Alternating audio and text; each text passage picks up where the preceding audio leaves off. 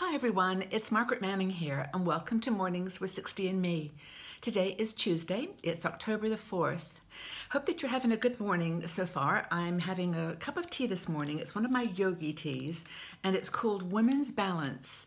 And I looked it up online because I was curious what was in this tea. It's very interesting tea. Okay, so it says in Indian mythology, of course, the female deities have many arms and it's to symbolize, I think, that we can do multiple things at once, that we're multi-talented. But anyway, in this tea, it has a combination of thyme, licorice, lavender, raspberry, cardamom, all these incredible ingredients, and it's got a really unusual taste and it's quite nice, but my yogi tea for the morning to give me balance. So I hope that you're having a balanced morning as well, and I'll bring you up to speed on what's going on in the world today, and I want to stay with us until the end today because I've got a little gift to give to two people today. So stay tuned for that. Now, in the world, the United States has, the State Department has said that they're formally giving a timeout to their situation with Russia, the conversations with Russia concerning Syria. This is after a major hospital was bombed in Aleppo, and the State Department says that, you know, they just took this decision very, very seriously, but they've just decided to cut off conversations with Russia about Syria right now. So it's a ongoing development there, and I just hope things get resolved soon. Now, again in the United States, the vice presidential candidate debate is this evening. I don't know whether you're planning to watch it or not, but they've got a kind of tough job to do because they've been very overshadowed by their leaders, Clinton and Trump. So they've got a job to do tonight, and I'm sure they'll be addressing all the difficult questions. And also, they have to prove really to the public that they are a candidate that could step in to be president, should something happen. And I think that's one of the key jobs that they have this evening. So that's in the United States. Now in Colombia, the conversation goes on now after the citizens of Colombia voted no on the referendum to accept a peace treaty with the FARC rebels. The president got on television last night to talk about restarting the negotiations, tweaking them so that they would be more acceptable to the public. In Poland, the women in Poland, as we mentioned yesterday, went on strike to protest a proposal by the government to stiffen the requirements for getting an abortion in Poland. It's already very tough, but they are now trying to bring an even stricter set of guidelines. So the women went on strike. They all wore black. They abandoned their jobs. They refused to do domestic chores, and trying to get their voice heard. So that went on in Poland yesterday, and we'll see how that plays out. Now, in Afghanistan last night, there was, 2 nights ago, there was an attack by the Taliban on a town called Kunduz.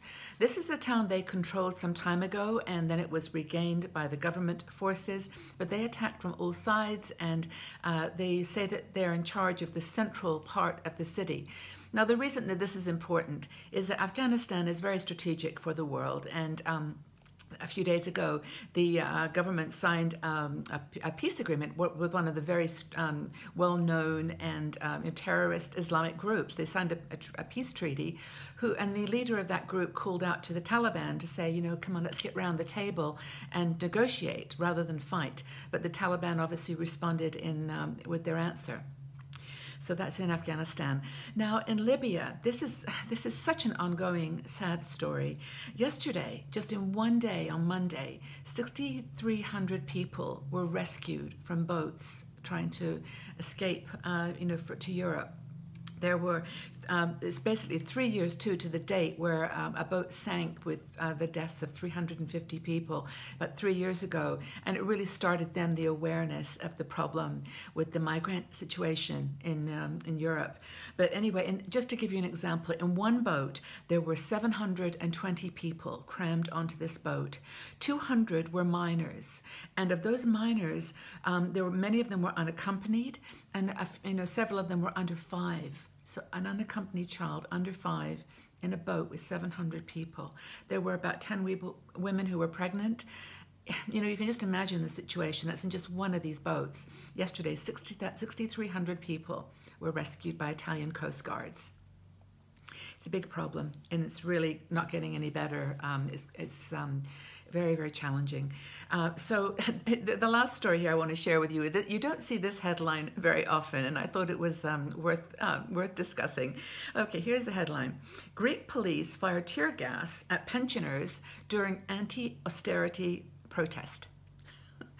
I'm only smiling because it's another aging stereotype that's broken here, is that these pensioners decided they were going to go on and protest. The government cuts to pensions, and it was quite interesting. These older men mostly were pushing over cars, and the police had to fire tear gas at them.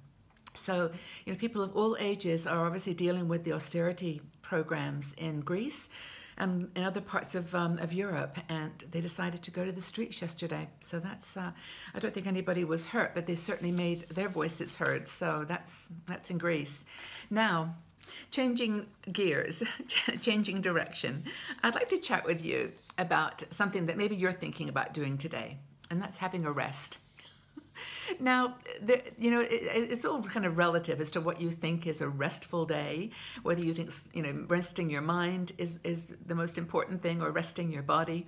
But there was a group that did a survey, and it was called the REAL test. This is the REST test. This was actually broadcast on BBC4 in the UK.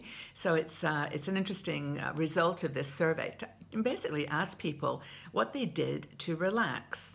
And what were the what did they mean by rest, and how long did they rest? What did they do? So the survey was very interesting. It turns out that people say on average they rest 3 hours and 6 minutes a day. And I guess that means everything from having a nap to reading a book. But we'll tell you what they said was the priority of things to rest doing. So first of all, this survey, people who responded to the survey, and by the way, it was 18,000 people, so it was a big group. They said that resting for them was achieved, number one, reading. People love to read to relax, so that was number one. Number two was being out in the world, in a natural environment, just being in nature. That was how people rested. The next thing was just being on your own. That was the third thing that people said they found restful, just being alone. And then it was music next, followed by doing nothing in particular. Love that answer. And also then walking. Those were the top 6 that people said they did to relax and to rest. And what was striking, though, about this research was that basically most of the activities people reported were being alone, were done being alone. All those things, reading, listening to music, going in nature. So the conclusion one of the conclusions that was made from this article was that maybe being alone is what makes people feel rested. And that these are things that they actually enjoy.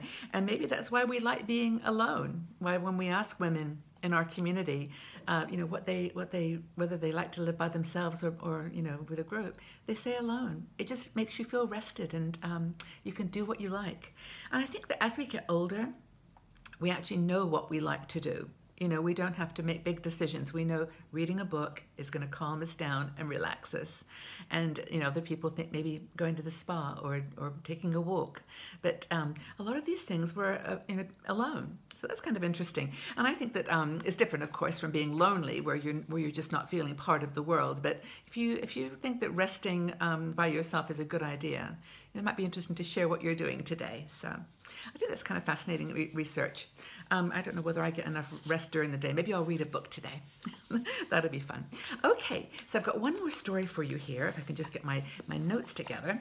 And this has to do, it was an article in Huffington Post, and it had to do with what you can consider a great day.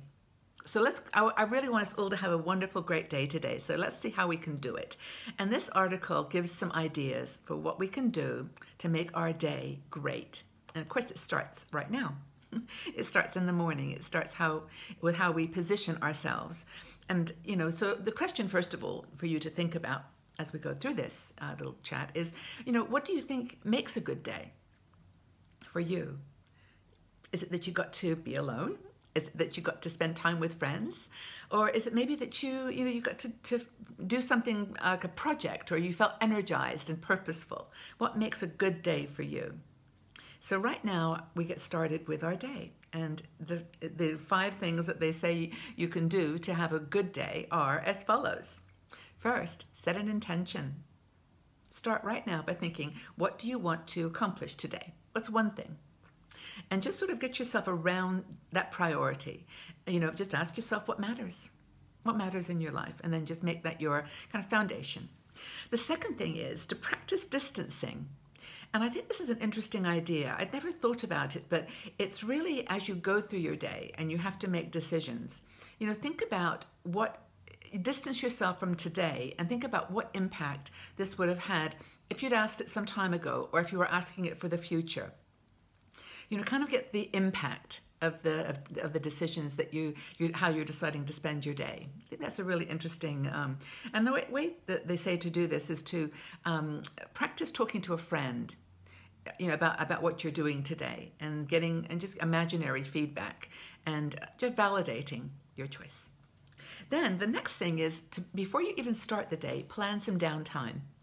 Make sure that today you're going to take some rest. You're going to do one of those things that's going to cheer you up, or perhaps it is taking a nap or reading a book. Just plan some time for yourself to just take it easy, do nothing.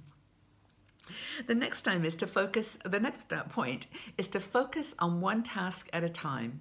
Now, remember I talked about the Indian goddesses with multiple hands? We can just narrow that down as we get a little older and just choose just a few things that we're going to do. There's a myth about multitasking. We've all bought into it throughout our lives, but apparently, according to brain research, your brain can't do 2 things at once. It just can't do it. So multitasking is kind of a myth and probably causes a lot of stress to people who think they can do everything. Anyway, the next thing and the final thing is to practice gratitude. Have an attitude of gratitude today. And I think that we talk about this a lot. It's so important to just look around you right now and just say 3 or 4 things that you're grateful for. Just start your day that way. And with that tone, with that lens, you are going to be a lot more relaxed and happy. And I think that the other thing I would advise is to smile. Just smile.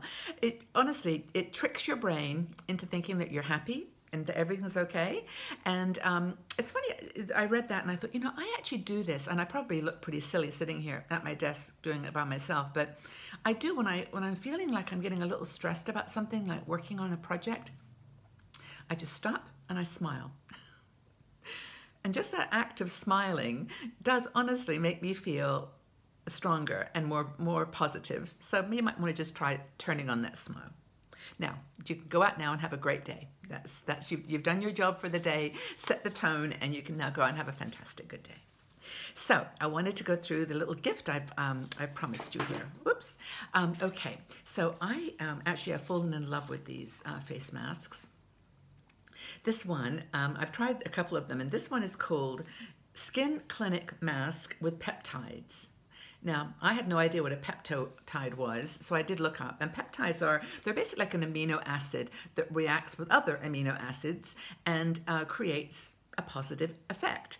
And this one, it says, it's got something called adenosine in it, and it helps with skin revitalization and firming. Now, this little mask is from Korea, and I've talked about this before because the Korean culture is very pro skincare. They look after their skin probably more than they put makeup on. They actually really believe in taking care of skin.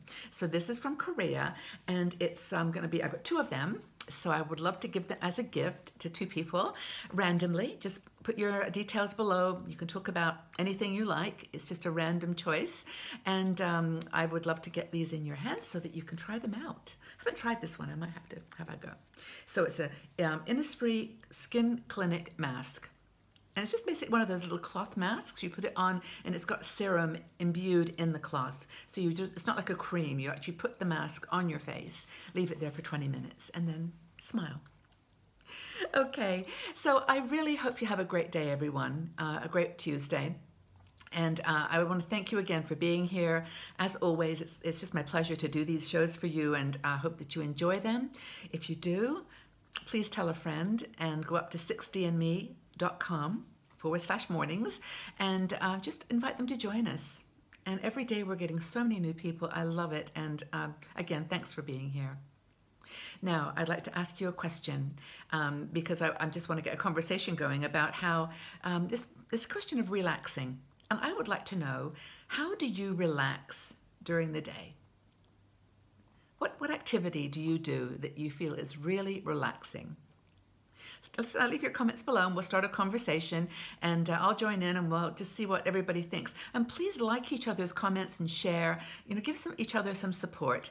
It's just nice to know that we're not alone on this journey, and just give each other a little hug, virtual hug. So my question for the day is, how do you like to relax? Okay, so take good care, everyone. Have a fabulous day, and we'll see you all back here tomorrow on Mornings with 60 and Me. Take care, everyone. Bye-bye for now.